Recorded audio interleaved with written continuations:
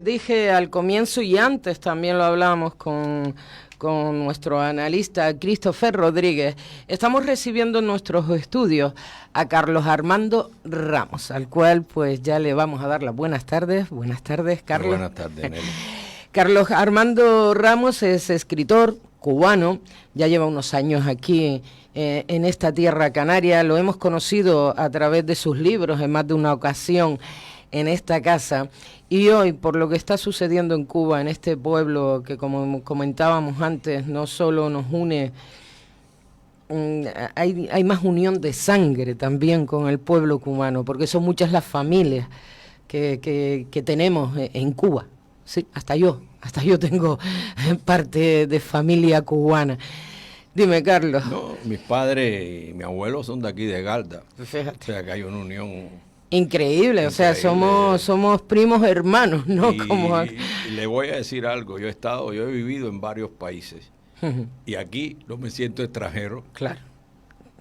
Es increíble la identidad que hay el cubano con el canario. Sí, pero es que date cuenta, ese pueblo, ¿cuántos canarios fueron de aquí a Cuba a matar el hambre? Como aquel que dice.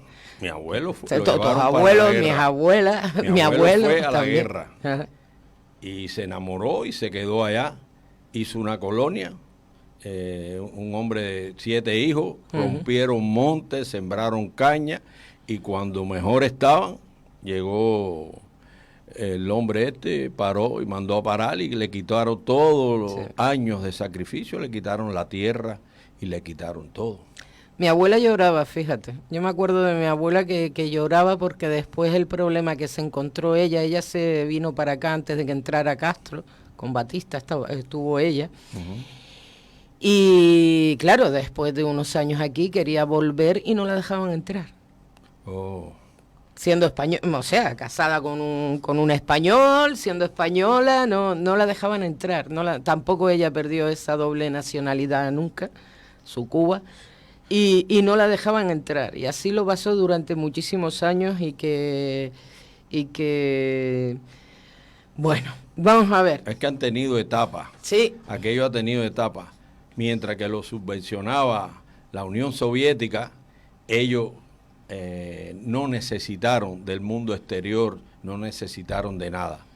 Por ejemplo, cuando yo me fui de Cuba, me catalogaron de todas las cosas despectivas que puedan haber y no se podía ni escribir una carta. Sí. Tú eras lo peor de lo peor. No podías escribirle una carta ni a tu madre o un hijo, un hermano que quedaba allá. Y eso entonces ha sido por etapas. Cuando ya viene la perestroika, que la Unión Soviética se desintegra y no puede seguirlos manteniendo, ya ellos necesitaron de la comunidad cubana en el exterior, claro, que sí se habían posicionado y tenían ciertos recursos. Aparece Hugo Chávez, sí, y entonces están colgados de la economía de Venezuela hasta hoy. Hasta hoy. O sea, aquello ha sido por etapas, pero ellos necesitan la divisa. Claro. Porque si yo te tengo a ti en un lugar, te pago el alquiler, el agua, la luz, la comida, tú no tienes que trabajar. Y eso es lo que ha sido una sociedad parásita, un gobierno parásito. No han tenido que producir, pero se le ha acabado el chiringuito, Carlos, de ti, porque esa vez fue una de las primeras entrevistas cuando te conocimos a ti que realizamos en esta casa. Y como estoy hablando de hace años ya que pasaste por este batiburrillo, sí, y no has dejado de pasar, ¿vale? Gracias. Tú fuiste un preso político. Sí, yo en Cuba escribí una novela en Cuba, dentro de Cuba, de los campos de concentraciones que hubo, que se llamaba UMAC, donde recogieron a todos los jóvenes, unos por homosexuales, otros porque no eran simpatizantes del actual gobierno, y otros eran porque eran, vamos a decir, gente que no se integraban, hijos, por ejemplo, de personas que no estaban integrados, los hijos y hasta menores hubo en esos campos de concentraciones. Y eso fue horrible. Y yo escribí esa novela y se me incauta sacándola para Venezuela, y entonces ahí es donde vino todo el problema mío. ¿Qué pasa? Que cuando aquello no había internet, claro, ¿quién sabe esto? Donde yo le he dicho, y mi familia, cuando aquello no teníamos la milagrosa internet, donde se daban a conocer las cosas. hasta incluso al lado de tu casa, cuando lo sabías, tenían tanto miedo que no te visitaban a la casa. Pues no fueran señalados. Era un miedo ¿no? atroz, porque en aquel entonces daban 20 años con facilidad. Así, por reírte, te daban 20 años. ¿Cuánto tiempo pasaste en esos campos tú? Yo tengo la gran suerte de Carlos Andrés Pérez. Cuando se forma el lío, Mariela, una funcionaria, una cónsul en Cuba de Venezuela, era la que iba a sacar, cuando aquellos estaban los ADECO, en el año 78, que estaba Carlos Andrés Pérez otra vez, iba a sacar la novela para allá, y le incauta la seguridad del Estado, sacando la novela, porque el que era marido de ella no lo sabía, era un teniente coronel de la seguridad del Estado. O sea, todo eso se... Y entonces ella me hizo todos los trámites y todo, y se metieron y me sacaron de Cuba. Y te pudieron sacar. Y me pudieron sacar. Yo tuve esa suerte, y Carlos Andrés Pérez, bueno, ahí ya cuando él nos vimos en Miami, cuando él vino enfermo de Dominicana con un infarto, yo lo esperé en el aeropuerto. Yo, si tengo que llevarle flor a su tumba, se la llevo, porque él lo que hizo conmigo fue único. O sea, él no fue directamente, pero él autorizó todo. Lo autorizó, Lo ¿no? autorizó todo, y como con 3.000 presos políticos también. ¿En este momento en Cuba aún existen presos políticos? Aún hoy, sí, ya a día de hoy. Sí, están llenas las cárceles otra vez. Todos estos muchachos, y son jóvenes. O sea, gente de mi generación ya son muy pocos. Pues yo voy a cumplir 70 años. Sí, ya quedan pocos. Y ¿no? todos son jóvenes. Muchachos que vamos a decir que es la continuidad del pensamiento martiano. Están luchando por quitarse eso de encima. Y todo lo que está pasando en Cuba ha sido como una generación espontánea. Y yo creo que hasta el mismo gobierno, por decirle gobierno, la misma se ha sorprendido. No lo esperaban tampoco. No esperaba. Y eso yo creo que ha sido lo mejor, por eso se ha dado. Porque no ha sido un cerebro que lo organizó, no ha sido una espontaneidad. Una cosa espontánea que venía, es como la última gota que le cae a la copa. Le cae en la copa la última gota y se desborda. Y el domingo se calcula que fueron 2 millones de personas los que salieron de toda la isla Cuba, que salieron a protestar a la calle. Esto ha sido, hasta nosotros aquí estamos hipnotizados con lo que ha pasado, porque esperábamos algo, pero no que fuera tan grande. Pero así todo con todos los cubanos que he visto desde ayer, en el día de hoy, todos me han transmitido lo mismo. ¿Sí? Me voy a Cuba a luchar con mi gente en un momento dado, o sea, a estar allí al lado de todos ellos. Se están dando fenómenos que uno no es por quien decirle a nadie lo que tiene que hacer, debe de hacer, por supuesto. Porque cada cual tiene que coger conductas responsables. Ahora mismo yo estaba viendo en video muchachos de 20 y pico de años que están en Miami llenando lanchas de suministro de agua, porque están pidiendo agua a los manifestantes en Cuba, comida, no la tienen. O sea, le han trancado hasta el agua, la corriente, todo, lo están llevando a la última expresión. Y entonces están pidiendo y van para allá y se están jugando en una cárcel. Entonces uno no puede decir, no hagas esto, cada cual tiene que ser responsable de los hechos que haga en este momento, pero eso sí, todo el mundo apoyar aquello. Si es ahora o nunca, no hay mañana. Eso. Si no salimos de la dictadura ahora, las represiones que van a haber van a ser bestiales, inimaginables. Ni cuando los peores años de los presos históricos, porque yo sí conozco bien eso, porque tengo aquello de ser escritor y me meto en lo que no le he vivido, me meto a averiguarlo. En aquellos presos plantados y todo, que por cierto salió una película de los plantados que te la recomiendo a todo el que la quiera ver, para que vea lo que pasaron esas personas. Va a ser así, va a ser una cosa que nunca se había dado. Las represiones van a ser, y eso es por barrio, porque ellos tienen controlado a la gente en los mismos barrios. Sí, eso ahí, es ahí se sabe calles, quién es ¿no? quién. ¿Quién es quién? Ahora, esto es ahora o nunca. Que tenemos muchas cosas en contra, a veces complicidad con el gobierno cubano. La mano de ellos es muy larga. Por ejemplo, el gobierno norteamericano, Biden, aún no ha hecho una manifestación concreta. No, bueno, estaba hablando de que lo que no ha quitado era ese bloqueo que ya había instaurado más fuerte Trump, ¿no? Tampoco Biden ha hecho por quitarlo, porque continúa con todas esas medidas y no ha habido una manifestación por parte de Europa. Muestran su descontento, pero al mismo tiempo expresan un poco el derecho al pueblo cubano a que se pueda expresar con sus opiniones de una forma pacífica, y quieren pedir al gobierno cubano que permita también estas manifestaciones. Tampoco la comunidad internacional... Todo el mundo sabe lo que está pasando en Cuba. Sí, todos lo saben, pero todo el mundo hace tampoco, así y se hace el chivo loco. A ver, pero no es bueno que sean los propios cubanos que... Sí, mira, hay que una terminen cosa, con esto, a ver. Sí, porque el problema es que ellos, por ejemplo, ahora, según la información que tengo, acabado de llegar a Guantánamo, como 300 delincuentes que sacaron de Venezuela, de las cárceles, para que reprimieran en Cuba. Y están sacando de las cárceles de Cuba delincuentes malos, diciéndole que le conmutan la condena para que repriman. O sea, como dando que hay otra parte, no. Ellos tienen una cosa, el ejército que no quiere reprimir hasta ahora. Tienen la policía, que se ha dado el caso que policías se han quitado la camisa y se han unido a los manifestantes, eso lo sabe todo el mundo. Y tienen a lo que le llaman las boinas negras, las boinas azules, las boinas rojas, toda una serie de un aparato de paramilitares para reprimir de muchos años, que le dicen también las avispas negras. Entonces, eso se está dando también, que hay fracturas entre ellos, porque ven que por qué tienen que reprimir al pueblo, por qué no es escuchado por una cúpula que está gobernando el país, que no tiene rumbo actualmente, no tiene rumbo. Y ya, que una vez yo dije aquí que cuando salió, que era un segundón. Eso fue un puesto a dedo.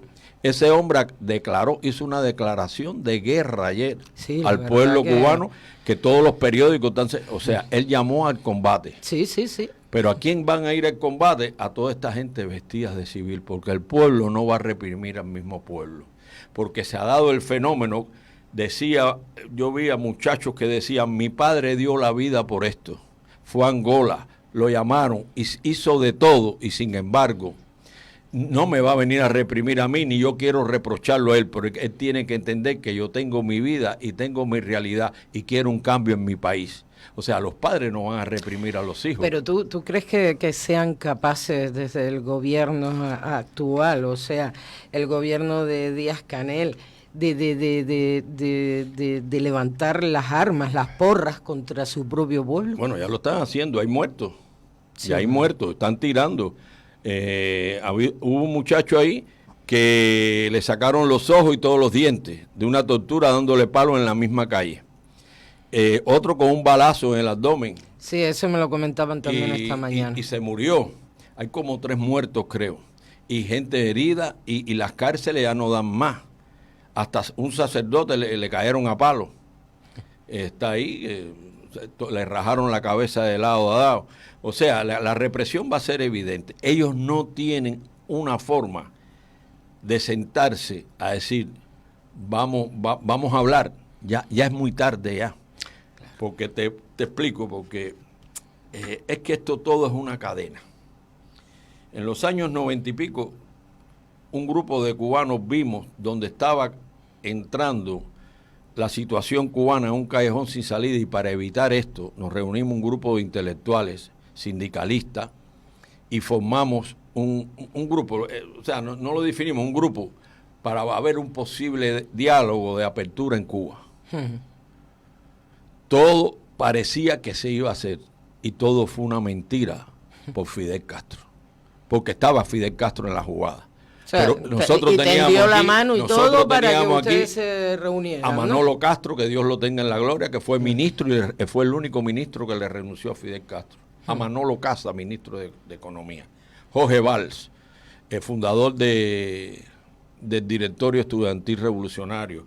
Roberto Simeón, líder sindical, y así teníamos una serie de gente que queríamos un diálogo para evitar esto, para darle, o sea, y pedíamos sobre todo un diálogo basado en una nacional constituyente, una asamblea nacional constituyente, porque teníamos que borrar lo que iba, o sea, teníamos que borrar esa constitución de 76 que nada más les servía a ellos, y además ni a ellos les servía porque ellos hacían lo que le daban la gana, porque si en un país no se marca las cosas legales, normas, vienen los partidos, vienen toda una serie de cosas y le pasan por arriba a los jueces, a las constituciones.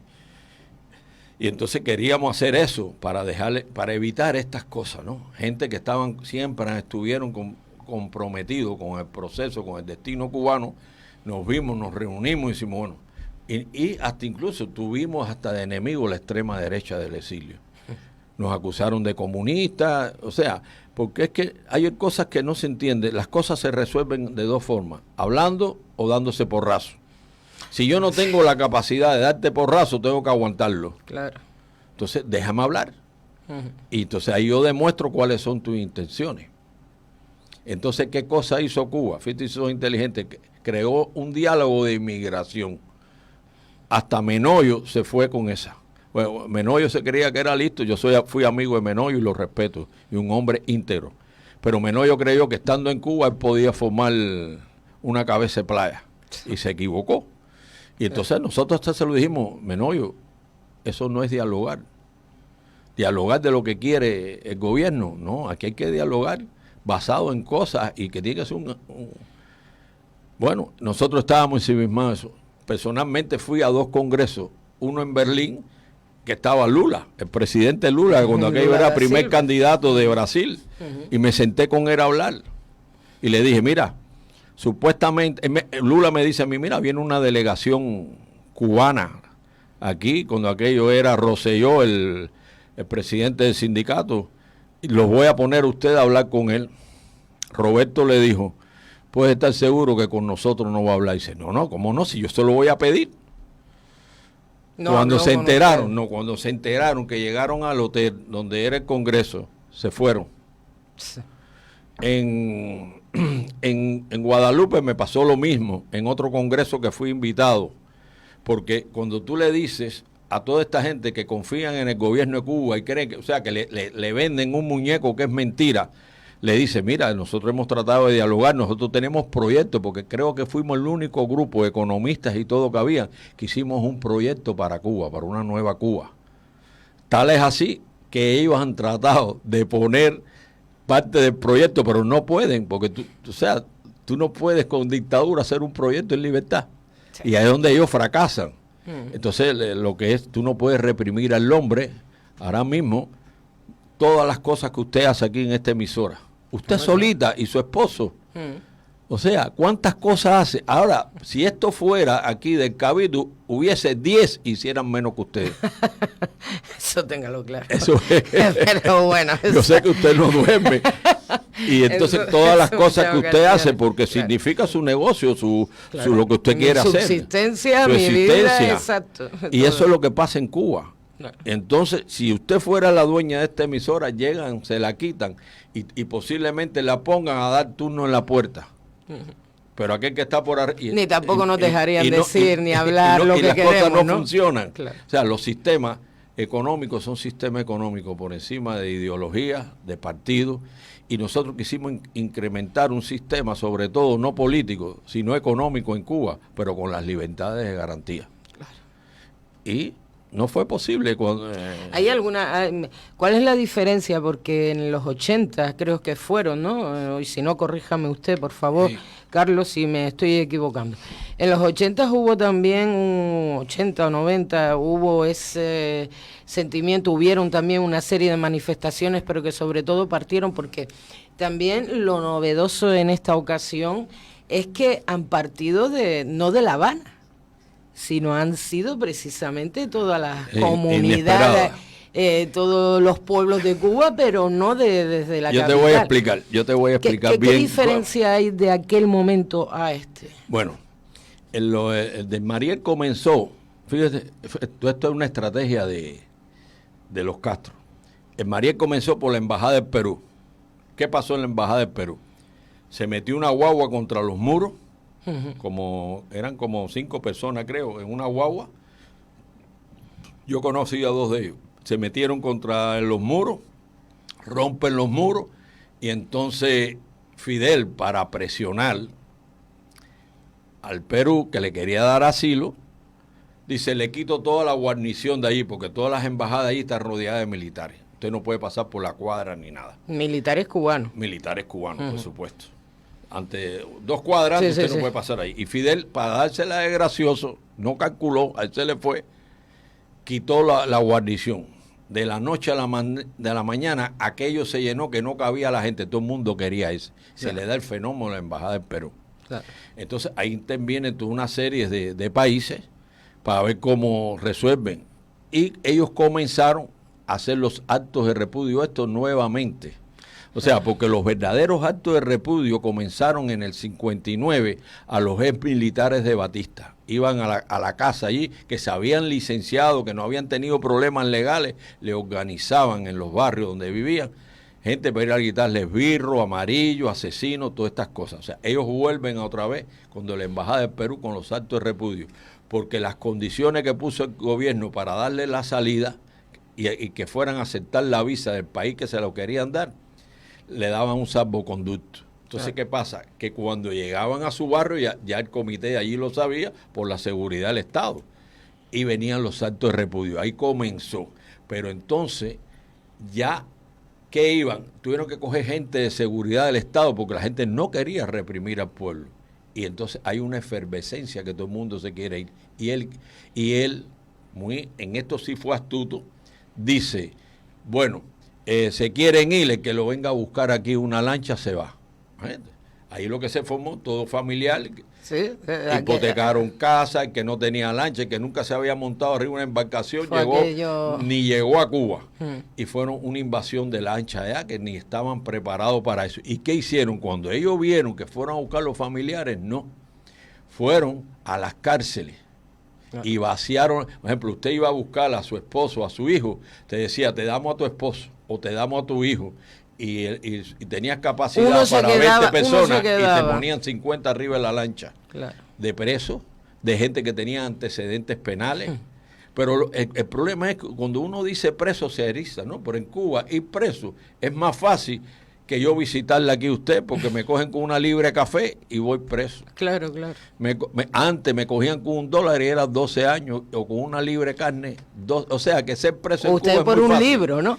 Usted por escribir un libro fue preso, ¿no? Pues imagina, ahí está. Y entonces vaciaron las cárceles y le dieron a la vez una mala reputación, le llamaban Marielito, que eran aquí, de verdad que fueron gente que eran asesinas, de verdad. Pero eso Estados Unidos lo absorbió. Y ahí enseguida, el que no trabaja no come. En Estados Unidos, el que no trabaja no come.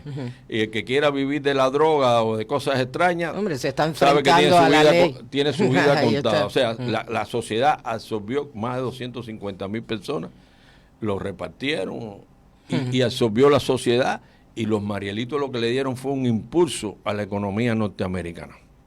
Venía gente que había que trabajar. Bueno, ese fue lo primero que lo sorprende a él. Claro. Después vienen las cosas de la embajada de Cuba, que le pasó lo mismo. Se le metieron la embajada de Estados Unidos en de esos intereses que ellos tenían. Sí. Ellos empezaron con los actos de repudio y ahí se les metieron. Y bueno, Estados Unidos le buscó países para sacarlo. Y ahora que esta ha sido la más grande, porque ya nadie se quiere ir. Y la gente te dice, yo quiero vivir aquí en Cuba, claro, pero vivir con libertad. Claro. Ellos esta magnitud no se la esperaban. Claro, hay muchas cosas que han influenciado, ¿no? Yo considero que la primera influencia es la Internet. Ya la gente no es tan ajena a lo que está pasando al otro lado del mundo, ni donde tú vives, en el mismo país que tú vives. Ahora nosotros nos estamos enterando de lo que está pasando en Madrid. Y en cualquier parte del mundo. Exacto. Y la juventud lo ha visto. La juventud lo ha visto y dice, yo puedo tener otra vida. Mira la vida que yo... Se le suma esto del COVID, es verdad. ¿Y qué quieren? Tener trancada a la gente sin comida en la casa. Eso es imposible. O sea, el COVID, ellos que se vanagloriaron que tenían la cura del COVID, que ellos eran potencia, que tenían la vacuna, ahí se demostró que todo era una mentira. O sea, dicen las mentiras y se demostró que todo eso era una mentira. En Cuba se están muriendo la gente de COVID, sobre todo en Matanzas. Uno ve los videos de la cantidad de muertos que hay. O sea, que han dicho mentiras sobre mentiras. ¿Tampoco están recibiendo esa atención médica? No, el problema es que tienen casi el 80% de los médicos con experiencia fuera de Cuba, en misiones esas que le pagan por los médicos, que yo digo que es una nueva esclavitud moderna. Ellos están vendiendo a todos los médicos, enfermeros, técnicos. Llegas a un hospital que le toca al pueblo y no hay una aguja para sacarte sangre. Increíble. No hay guantes, los guantes con esto del COVID lo tienen que volver a lavar y ponérselo. O sea, es un desastre total. Uno no sabe qué ellos hacen con el dinero, porque en Cuba entra dinero. Cuba tuvo, antes del COVID, 4 millones y pico de turistas. Sí. Y a nosotros que vamos ahí, ellos nos explotan. A nosotros nos explotan más todavía. Dicen que también, o eso me comentaba, oiga, y tengo que decir una cosa, antes de seguir con tu entrevista, Carlos, porque el cubano con el que hablaba, también te manda saludos a ti, manda saludos también a todas aquellas personas que puedan estar escuchándolo. Lo propio. Y va y me dice, oye Neri, yo soy cubano y soy mambí. Bueno, es que eso es como... los mambí se fueron cuando la guerra contra España, el mambí salió a la manigua, a fajarse con machete. Cuando la independencia, sí, cuando la independencia de Cuba. Ahí viene el mambí. De ahí viene el mambí, sí, ¿no? De la guerra que hubo. Yo pienso mucho sobre esa guerra, ¿no? Yo he pensado y tengo mi pensamiento. Fue de padres contra hijos. Sí. Porque nosotros éramos hijos de españoles. Hombre. Pero pasó lo mismo, los hijos quieren tener lo suyo. Claro. Y en aquel momento políticamente España no estaba en la capacidad que pudo ver. Sí, pero en aquella época también sí, ahora España lo perdió todo, ¿no? Pudo haber sido inteligente y haberle dado la independencia a Cuba y no se hubiese derramado una cosa y seguir los vínculos. Porque fíjate, si había un vínculo grande que a Martí lo trajeron y lo prendieron aquí. Sí. Después de que salió, lo castigaron y lo trajeron para aquí. Aquí se hizo abogado. Sí. O sea, que qué represión había. Claro. Porque Martí era un hijo de un alto oficial militar. Sí, las medidas del bloqueo que ha sufrido Cuba por parte de Estados Unidos y muchos países también de la comunidad internacional. El otro día veíamos una resolución por parte de Naciones Unidas en las que hablaba de levantar el bloqueo a Cuba. Aparte, te estoy hablando, creo que hará cuestión de una semana. Una resolución que aparte nos hacían llegar, y creo que Israel y Estados Unidos fueron los que votaron en contra, ¿no? Sí, los que votaron en contra. Para nada sirven estas resoluciones. El problema es el siguiente, ¿no? Es lo que le dicen bloqueo. A nadie que le digan bloqueo, eso tiene simpatía. Porque a ningún país va a permitir que otro lo bloquee. Hombre, ¿no? Por supuesto. Y de entrada, yo digo que no es ningún bloqueo, es un embargo y que es una hipocresía. Y le voy a explicar por qué. Ayer salió la vocera de la administración Biden y dio toda una serie de informaciones que yo digo, bueno, pero ¿a qué esto se debe? Estados Unidos le está dando a Cuba, al gobierno de Cuba, a la dictadura, desde el 2009, 20 millones de dólares para que haga su transformación a la democracia. 20 millones de dólares. Le está dando precios especiales en carne y pollo. Le ha vendido, no sé, miles y miles de toneladas de pollo a Cuba a un precio especial. Hay como, no sé, como 1.000 millones de dólares en eso y se lo da. Le da medicina. O sea, ¿qué tipo de bloqueo es ese? Eso no, entonces todo es una hipocresía. Eso es una forma política que ha cogido el gobierno cubano. Entonces los Estados Unidos juegan con esto. O sea, ellos juegan con esto y de verdad si a ti te dicen feo, no te va a gustar. Y ningún país que le digan un bloqueo va a estar de acuerdo con esto. Pero es que el bloqueo se ha beneficiado más la dictadura de él porque no existe. Y políticamente, digo yo, se ha beneficiado porque ha sido el cartel que todos los males de Cuba obedecen al bloqueo norteamericano, lo cual es mentira, porque en Cuba antes se comía arroz, frijoles, boniato, papa, malanga, había todo tipo de alimentación sembrado en el país. Carne, Cuba exportaba carne y Cuba era uno de los países con una desenvoltura económica que cuando yo me alarmo, cuando los veo, que soy cubano. O sea, fue un país que lo invalidaron, ahí está. Lo pusieron en muleta. Pero tampoco el gobierno de Castro ha continuado, porque yo recuerdo, bueno, yo te lo he comunicado a ti, yo estuve en Cuba hace ya unos cuantos años, ¿vale? Y yo recuerdo, llegamos hasta Santiago de Cuba y fuimos en coche. Lo primero que me sorprendió, aquellas autopistas de 4 carriles cada autopista, o sea, cada uno de ida y otro de vuelta, las autovías, lo enormes que eran, sin un solo coche, también tengo que decirlo, porque no había muchos coches transitando. Lo primero que me sorprendió, ya luego me explicaron que, hombre, eso era para que pudieran aterrizar. Eso era con fines militares. Efectivamente. Con fines militares, sí, eso pero tuvieron fines militares. Recuerdo, por si acaso que bombardeaban los aeropuertos. Ahí está, pues, pero recuerdo que en unos campos enormes, que vamos, mirabas y no veías dónde acababa, y también lleno de animales, de vacas. Y yo sí. y me preguntaba, y la preguntábamos, es verdad que en aquel momento tampoco podíamos hablar, ni en el coche podíamos hablar con la familia, ¿eh? Cuidado, porque todo el mundo miraba para atrás, cuidado, no te escuchen, cuidado. Ese miedo es un no levantes la voz, digo, pero si estamos nosotros aquí, no hay nadie más, o sea, ¿quién nos puede? Cuidado, siempre con esa cosa, y era solamente hablar, era hablar.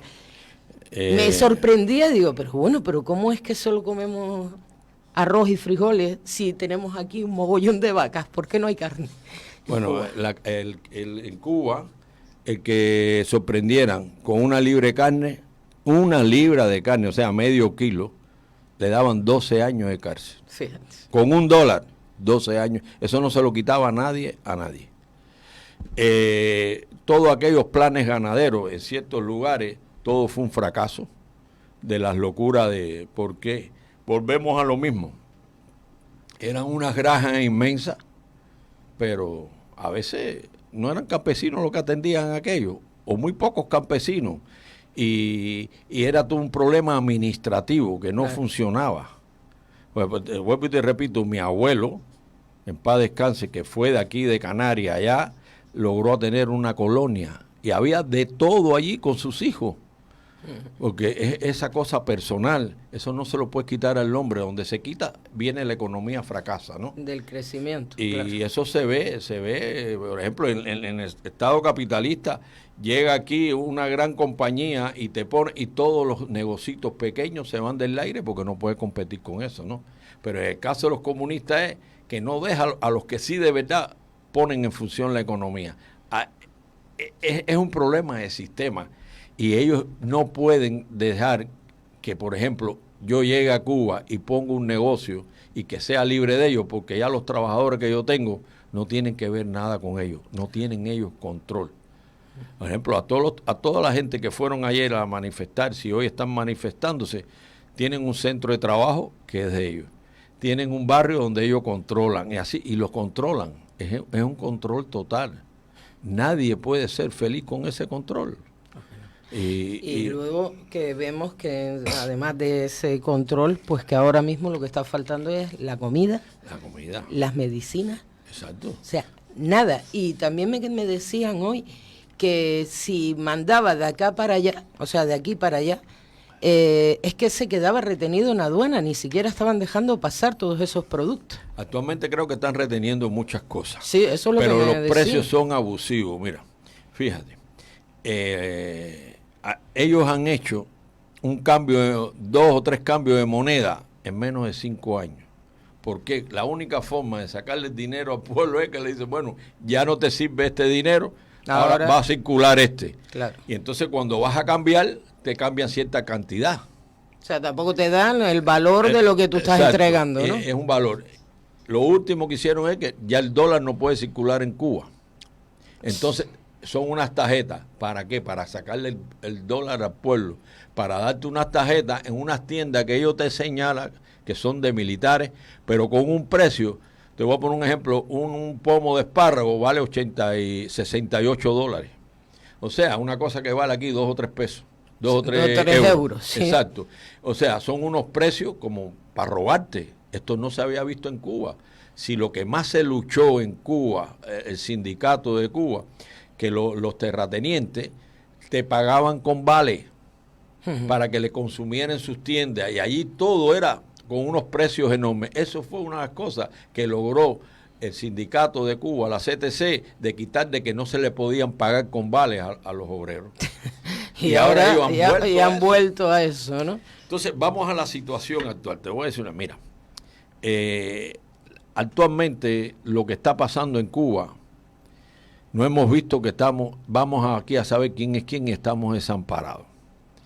Vuelvo a repetir, la administración Biden no se ha manifestado concretamente sobre la situación.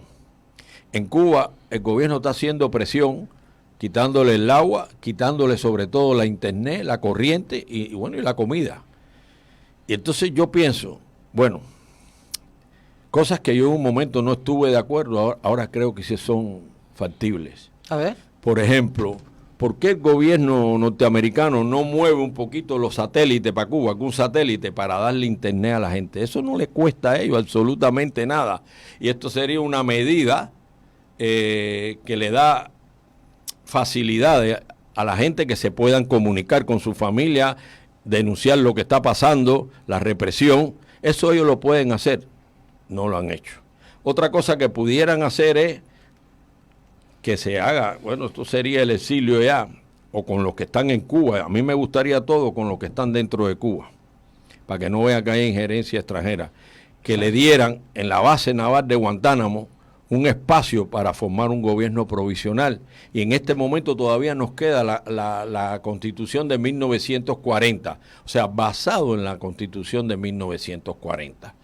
Si Israel en 1947 lo legalizaron internacionalmente el Estado de Israel, que lo empujó fue Inglaterra, y una tierra que se la dio de botín de guerra, nosotros tenemos nuestra tierra que ellos tienen, nos pueden prestar ahí hasta que esta situación, para formar un gobierno provisional, el cual tiene que ser reconocido.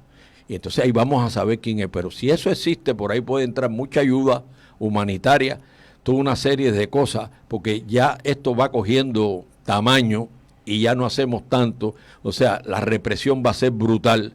Va a llegar el momento que tú me matas o yo te mato. Guerra civil no es porque nosotros no tenemos armas. Ustedes no tienen armas. Esto es un genocidio lo que se va a hacer.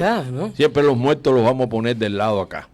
Ay. La única esperanza es que se sientan cubanos y no tan comunistas y tan sumisos y no repriman al pueblo. Algunos lo están haciendo, pero yo espero que como ellos también tienen familia, tienen miedo que si no lo hacen van a cogerla con su familia. Pero eso sería una solución que la tiene en este momento Estados Unidos en sus manos, no otro país. Sería darnos, reconocernos un gobierno. Pero también tras estas manifestaciones que no hay nadie tampoco que se haya erigido como líder, no, como pero líder, hay una oposición en Cuba. La hay sí, la oposición. Hay una oposición, pero sí. La maravilla es que no ha sido la oposición, ni el exilio, ni el antigobierno no han sido ha convocado. Esto ha sido una cosa espontánea y yo creo que por eso se ha dado y se ha mantenido. O sea, si uno tiene una serpiente, le corta la cabeza, se acabó la serpiente, pero aquí tienen miles de cabezas, tienen que reprimir a todo el mundo. Y lo mejor porque, por ejemplo, todos los opositores actuales en Cuba, las represiones van directo a ellos, todos, desde eso los fueron a buscar a las casas, o sea que no hay cabeza visible, es la gente espontánea que está saliendo, sí. Y yo creo que eso es lo mejor que está pasando. Pero hay que hacer un gobierno, basado en, tenemos la misma, y que Estados Unidos debe de darnos ahí en nuestro territorio para implantarlo, para ver hasta dónde ha sido reconocido por los países y llevarlo a la ONU para que lo reconozcan. Eso sería segunda, poner un satélite eso de internet encima de Cuba, ya que, o sea, que digo encima de Cuba, que la gente puedan comunicar, pueda conectarse, exacto, pueda hablar entre esas son ellos. soluciones, Exacto. y sentarse a hablar, ¿sabes?, con los países, porque esta represión, de alguna forma, ellos tienen responsabilidad de ellos también, y como tienen la responsabilidad, tienen que ser coherentes con los 62 años que nosotros también hemos vivido en su país, y de alguna forma hemos formado parte de ese país porque votamos y decidimos presidente. O sea, de que estamos entrelazados en este sentido, ¿no? Vamos a decir humanitario, no vamos a llevarlo al punto político, porque yo tengo que ver esto como una cosa humanitaria y a ver cómo podemos salir de esta dictadura. Y a ellos, si de verdad ellos cogen las cosas en serio, saben de que si se le corta la cabeza a la serpiente, Cuba es la que ha armado todo en Latinoamérica y en otras partes del mundo, ha exportado sus ideas. Pues en sí. Chile, desde Allende, y todo aquí hay cosas que no son visibles, que son las importantes. Yo veo que hay manos que mueven los cordeles, que a veces no son ni los gobiernos, son intereses mezquinos, y ahí es donde los pueblos perecen. Pero bueno, tenemos que hacer el hincapié y exigirle. Y esta parte, porque precisamente por parte de Venezuela sí que hemos visto a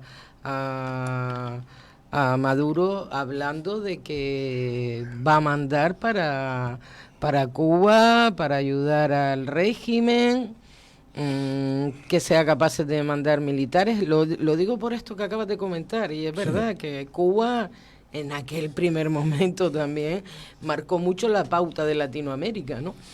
¿Qué puede pasar, Carlos? Bueno, aquí nada viene de la nada. Todo esto es una telaraña. Todo esto es una telaraña. Yo viví 8 años en Venezuela. Yo salí por ahí. Yo conozco todo el proceso político democrático de Venezuela. Hasta incluso me relacioné, te dije, desde presidente con cónsul y cosas de esas.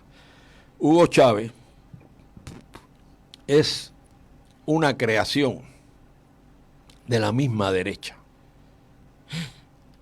Qué curioso lo que acabas de decir, ¿no? Bueno, te lo digo yo a ti. A Hugo Chávez, hasta en Estados Unidos se le recogió dinero porque se lo tiraron a Carlos Andrés Pérez, que supuestamente decían que era comunista, la propaganda. Pero ¿qué pasa? Que Carlos Andrés era comunista porque nacionalizó el petróleo y pasó una ley del Congreso de no fuga de capital, claro, y congeló cuentas. Por eso era comunista. Y ahí donde viene... De ahí sale Hugo Chávez. Hugo Chávez, bueno, Carlos Andrés Pérez, pues yo sé, pues yo tengo allegado ahí, hasta se echó la pistola y fue para allá cuando el golpe de Estado de Hugo Chávez, porque Carlos Andrés Pérez habrá cometido errores, pero era un hombre íntegro. O sea, ese hombre no tenía miedo y era íntegro a sus ideas. Y lo que él pertenecía como aquí a la internacional esta de la democracia, de donde estaba Felipe González y eso, y por eso la consideraba de comunista. Felipe González sí fue comunista, pero Carlos Andrés no. Sí, Felipe porque Carlos Andrés, Felipe vino del Partido, ¿no?, Comunista. Viene, su cuna es el Partido Comunista y se desprende. Vale. Pero Carlos Andrés no tiene esos antecedentes. Carlos Andrés era un hombre revolucionario, yo lo conocí, y muy latinoamericano. A muchos no le cae bien, a otros, pero también la prensa le cayó arriba, le creó toda una situación a Carlos Andrés Pérez de corrupciones, que él me dijo a mí una vez, a mí, a otro que estábamos allí, nos dijo, hay 2 cosas en la vida que no se pueden esconder. Y entonces el que estaba conmigo le dice, ¿qué cosa, presidente? Y dice, la tos y el dinero. Y entonces, bueno, Hugo Chávez, producto de eso, cuando Carlos Andrés se mete preso y lo indulta Caldera supuestamente es social cristiano, que es de derecha, lo indultó por una serie de presiones de gente de derecha que lo mantenían a él. Indulta a Hugo Chávez. Cuando Hugo Chávez sale de la cárcel, fíjate si todo esto es tejido, el señor Fidel Castro ve una gran oportunidad y lo recibe en Cuba como si fuera un jefe de Estado. Le da el espaldarazo. Y ahí es cuando comienza Hugo Chávez. Claro, Hugo Chávez vino primero con un discurso demócrata, como llegan todos al poder. Vienen con un discurso demócrata hasta que tienen el poder. Pero el proceso de Hugo Chávez fue, hasta los cisneros le recogieron dinero, porque eso lo sé yo, que eran los dueños del país, los Gorondona, toda esa gente. Como a Fidel, que todos los burgueses cubanos y toda la aristocracia le consiguió dinero, de ahí viene. Y también con cosas subterráneas de Estados Unidos. Es una forma de tener el equilibrio para ellos tener el control. Y ahí es donde viene Hugo Chávez. Y ya voy a ir a cosas más delicadas, que esto nada más me lo vas a oír a mí porque yo soy el loco de la mate coco. Hugo Chávez Cuéntame, llegó el momento que Hugo Chávez era una criada respondona. Hugo Chávez... No interesaba ya, ¿no? Sí, no, al contrario, preocupaba. Preocupaba, ¿no? Hugo Chávez se tiene que unir para mantener su poder, porque cuando estos procesos también se le forma el proceso de la oposición. Tiene que ir, Fidel empieza a mandarle gente para allá, gente de la seguridad del Estado, o sea, para ir controlándole el poder. Pero así todo, Hugo Chávez se sentía un líder por encima de Fidel Castro en Latinoamérica, lo cual lo era. Porque el foro de San Pablo y todo, sí, que lo controlaban eran Lula y él. Eso no es una mentira. Él llegó a se le fue por encima a Fidel Castro. Y ya Fidel Castro no lo podía controlar. La cúpula cubana ya no se podía porque él tomaba decisiones. Y quien toma decisiones tal vez está en contra de las tuyas. Para mí, para Carlos Armando Ramos, para el loco de la mate coco, esto yo nunca lo vas a oír ni yo lo he leído, pero son cosas que yo pienso. Como Hugo Chávez era una criada respondona, se necesitaba alguien en el presidente que sí obedeciera. Y para mí, ahí donde viene el famoso cáncer de Hugo Chávez. ¿Sí? Donde, quienes, lo dejo al que esté oyendo, que piense, pero Chávez iba a tratarse a Cuba. Sí. Tanto como salud, como de santerismo y cosas, porque tenía sus babas. O sea que es lo único que te digo, él se sentía un líder y a veces las decisiones que él tomaba estaba en contra de las que podía tomarse Castro, en Cuba. Para mí, para Carlos Armando Ramos, ahí donde le sale el cáncer. Pero bueno, ya porque se sabe que fue un cáncer inducido y eso se hace. Ha habido muchos líderes en el mundo que por la cosa de la biotécnica, yo de eso no sé mucho, pero yo sé que se hace. Y para mí se lo cargaron en Cuba y en Maduro lo inventa porque el pobre le falta una luna. Porque Maduro es más dócil. Sí, no, es que lo tiene que hacer porque no tiene la capacidad, ni es líder. Hugo Chávez sí se formó un líder y sí tenía gente que lo seguía, como Fidel lo tuvo en su momento. Eso no se puede negar. Y en Latinoamérica, ¿quién daba mejores comodidad? Hugo Chávez, por los recursos que tenía. Por ejemplo, yo recuerdo que en Argentina unas lecherías, compañías habían quebrado y el Fondo Monetario le quería prestar, pero a un costo que era impagable, y Hugo Chávez le dio el dinero, se lo regaló. Toma, y salvó, fue cuando Kirchner salvó muchas industrias en Latinoamérica, porque Venezuela se le puso a 150 barriles de petróleo. No sabían qué iban a hacer con el dinero. O sea, Hugo Chávez en realidad era Santa Claus. Y donde quiera que llegaba, repartía. Y eso no lo podía hacer Cuba, porque Cuba somos una isla con limitados recursos. Pero para mí, bueno, tuvo la misma suerte de Agustino Neto. Que reciba en un momento de ayuda de Venezuela, o sea, en los planteamientos estos, porque ya ambos estaban hablando, como dijo hasta el propio Díaz-Canel, de echar a la calle a los militares, a la policía, ¿no? Y Maduro también estaba enviando el ejército. Si te hace falta el ejército, también te lo envía. Yo sé que hay como 300, pero que creo, hasta donde tengo, están regresando las avispas negras cubanas que tenían ahí. Hay como 300 venezolanos. Hay quien dice que son delincuentes venezolanos que le conmutaron las penas y lo mandaron para Cuba. Sí, porque tú no ves a los propios militares, a la propia policía cubana luchar contra hay el muchos pueblo. que se han negado a reprimir. Y a eso hay que reconocerlos. Y hay que reconocerlo, bueno, ven para acá, no reprima. Claro. Y en este momento es suficiente que te sientas cubano y que mires el futuro y el destino de tu país. Pienses como pienses. Aquí no hay ideologías ahora, no hay punto de vista. Vamos a unirnos todos a salvar esto, que ya después tenemos tiempo de ver que cada cual exponga sus ideas y si se quieren dar porrazo, bueno, nos damos porrazo. Pero este es el momento de salir de esa dictadura. Creo que lo dijiste antes, o es ahora o no va a ser nunca. Ahora o nunca, no. Dice, eso creo que lo dijo ingeniero, ahora o nunca, mañana la mentira piadosa con que se engañan las ilusiones moribundas. Y es así, este es el momento, Nelly. No. Si aquello se controla, va a pasar aquí con lo que pasó en España. Sí, en su momento, ¿no? Ustedes tuvieron una guerra civil, de lado y lado se dieron porrazos y después los que ganaron dieron más porrazos. Sí.